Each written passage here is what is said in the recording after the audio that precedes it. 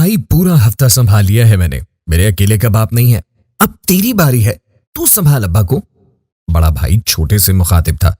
सिर्फ एक हफ्ता संभाल कर तेरी बस हो गई, मैंने जो पूरा महीना संभाला है वो तो तुझे नजर नहीं आया, छोटे भाई ने जवाब दिया।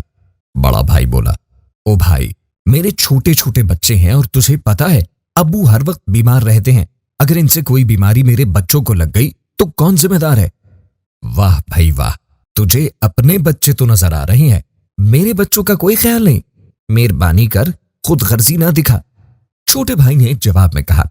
बड़ा भाई बोला, तू मेरा छोटा भाई है, मेरे आगे जबान न चला और ये बीमारियों की गठड़ी तू ही रख, मैं उतार रहा हूं, संभालना हुआ तो संभाल लेना। ये कहकर बड़े भाई ने बाप को गाड़ी से उतारा और गाड़ी में बैठकर चला गया। छोटे भाई ने आगे बढ़कर बाप को सहारा दिया और बाप को पकड़कर घर के अंदर ले गया और बेडरूम में पहुंचाकर बेड पर बिठाया। इतने में छोटे भाई की बीवी ने आवाज दी, इधर आए, जरा बात सुने। बेटे ने बाप से कहा, ठीक है अब्बू, आप सुकून करें, मैं आता हूं। जैसे ही वो अपनी बीवी के पास पहुंचा तो बीवी बोली, आपने फिर इन्हें हमारे सर पे लाकर लाद बिठा दिया, इतनी मुश्किल से तो गए थे। अब क्या करता मैं, जब बड़ा भाई जबरदस्ती मेरे गले डाल गया है तो, शौहर ने जवाब दिया। बीवी बोली, मुझे लगता है कि आप शायद भूल ही गए हैं, पिछला पूरा महीना किस मुश्किल से संभाला है हमने इन्हें। शौहर बोला, तो फिर तुम ही बताओ मैं क्या करूं, बूढ़े बाप को घर से धक्के देकर निकालने से तो रहा। मुझे नहीं पता इन सब बातों का, मुझसे नहीं होती और खिदमतें इनकी, बीवी बरहम होकर बोली। बूढ़ा बाप कमरे में सब बातें सुन रहा होता है। बीवी ने धमकी देते हुए कहा, या तो अब्बा यहां रहेंगे या फिर मैं। शौहर बोला, बस कर दो तुम, देख लेता हूं मैं। ये कहकर वो अपने कमरे में जा बैठा और सोचने लगा, बड़ा भाई तो मेरे सर पे अजाब छोड़ गया है, अब मैं घर को देखूं या बाप को, आखिर कैसे संभालूं इन्हें।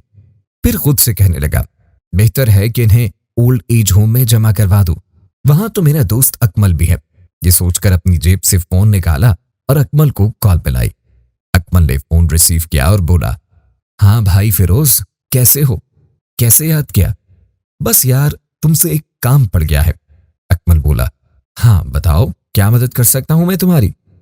फिरोज ने कहा, ये बात कॉल पर करने की नहीं, मैं तुमसे मिलकर बात करना चाह रहा हूं, तुम बताओ तुम हो किधर। अकमल बोला, मैं अभी ऑफिस पहुंचा हूं, तुम ऐसा करो मेरे ऑफिस ही आ जाओ। फिरोज बोला, ठीक है मैं आता हूं। अकमल के ऑफिस पहुंचकर फिरोज ने बाप को जमा करवाने का बोला तो अकमल हैरानगी से बोला, इधर तुम अपने अब्बू को, लेकिन यार तुम तो दो भाई हो, दोनों में से एक भी नहीं रख सकता अपने वालिद को। फिरोज बोला, कैसे रखें, बड़े भाई ने तो रखने से साफ इनकार कर दिया है और मेरे घर के अपने 100 मसले मसाइल हैं। अकमल बोला, ठीक है फिरोज, लेकिन ये जगह तुम्हारे वालिद साहब के लिए सूटेबल नहीं है। फिरोज बोला, कुछ नहीं होता, वो कौन से कोठियों में रहने के आदी हैं, सारी जिंदगी कच्चे मकान में गुजारी है, यहां पे तो उन्हें कोई मसला ही नहीं होने वाला। अकमल बोला, चलो जैसे तुम्हें बेहतर लगे, जब दिल चाहे छोड़ जाना उन्हें। फिरोज बोला, ठीक है मैं अभी ही ले आता हूं उन्हें, बाकी जो भी खर्चा वगैरह हुआ करेगा मैं दे दिया करूंगा, कोई फिक्र वाली बात नहीं।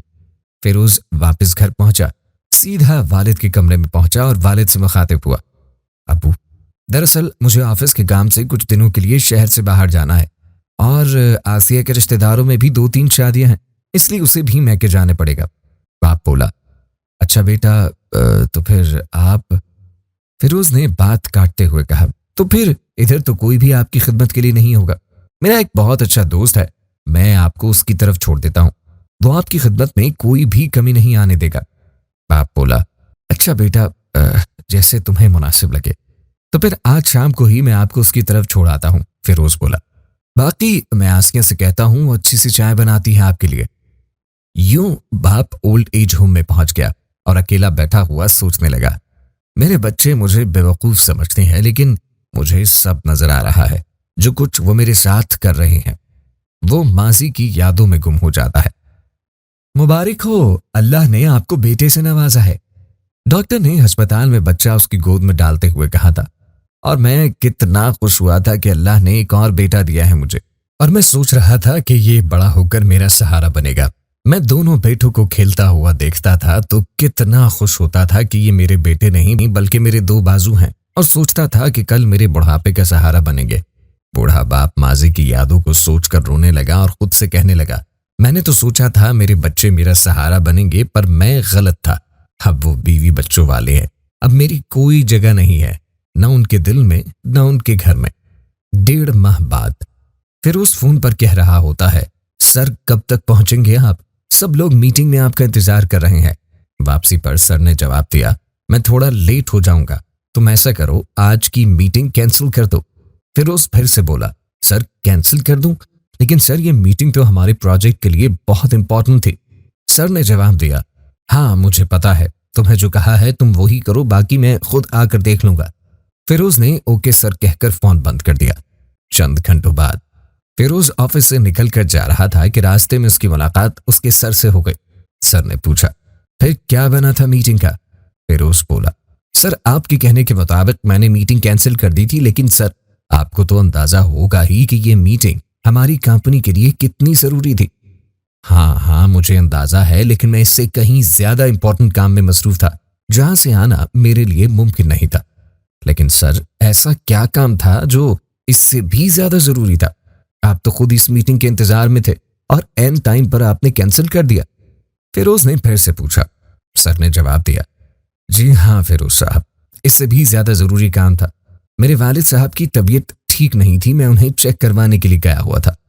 फिरोज बोला, सॉरी सर, लेकिन आप इस काम को किसी और तरह मैनेज भी तो कर सकते थे। सर बोले, कैसे मैनेज करता? अपने वालिद को छोड़कर मीटिंग में आ जाता। आज अगर मैं इस मुकाम पर हूं तो उन्हीं की दुआओं की वजह से हूं। फिरोज बोला, सॉरी सर। सर ने जवाब में कहा, ठीक है, और साथ ही सवाल कर डाला, क्या तुम्हारे वालिद हयात हैं? फिरोज बोला, जी सर। सर ने ताकीद करते हुए कहा, खिदमत करो उनकी, कामयाबी सिर्फ उन्हीं की दुआओं में है। ये कहते हुए सर ऑफिस की जानिब बढ़ गए। फिरोज का बॉस तो ये कहकर चला गया, लेकिन फिरोज के दिमाग में अपने सर की बातें घूम रही थी। कामयाबी उन्हीं की दुआओं में है, खिदमत करो उनकी, और फिर उसकी बीवी की बातें भी उसके दिमाग में घूमने लगी। आपने फिर से इन्हें हमारे सर पर लाकर बिठा दिया, इतनी मुश्किल से तो गए थे। फिर उसको अपनी बात याद आई जो अकमल से कही थी, कुछ नहीं होता, कौन से कोठियों में रहने के आदी हैं, सारी जिंदगी कच्चे मकान में गुजारी है, यहां पर तो इन्हें कोई मसला ही नहीं होने वाला। फिर उस खुद से कहने लगा, मैंने तो अपने बाप को घर से बाहर ही निकाल दिया, मुझे तो उनकी दुआएं लेनी चाहिए थी। मैं कितना खुद गर्ज हूं, इतने दिन गुजर गए हैं और मैंने तो अब्बू की खैरियत तक नहीं पूछी।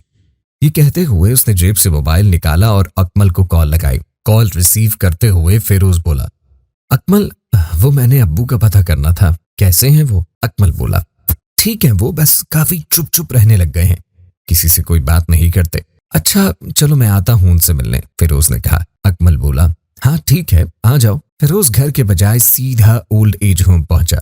जैसे ही अंदर गया तो उसकी नजर लॉन में अपने वालिद पे पड़ी, जो अकेले बैठे थे और खांस रहे थे। फिरोज ने जाकर उनके पांव पकड़ लिए और बोला, अब्बू आप मुझसे नाराज है ना? वालिद ने अपना चेहरा दूसरी जानिब फेर लिया तो फिरोज हाथ जोड़कर रोते हुए बोला, अब्बू ऐसा तो ना करें प्लीज, मुझसे बहुत बड़ी गलती हो गई, जो खिदमत का मेरा हक बनता था वो मैंने पूरा नहीं किया, मैं आपकी कदर नहीं कर सका अब्बू। वालिद ने फिरोज के हाथ पकड़े और बोले, नहीं बेटा, तुम्हें माफी मांगने की जरूरत नहीं है, वालिदैन तो हमेशा बच्चों की गलतियों को माफ करते रहते हैं। मेरी तो यही दुआ है कि कल को तुम्हारे बच्चे तुम लोगों के साथ ऐसा न करें, जो तकलीफें मैंने बर्दाश्त की हैं तुम्हें ना करनी पड़े।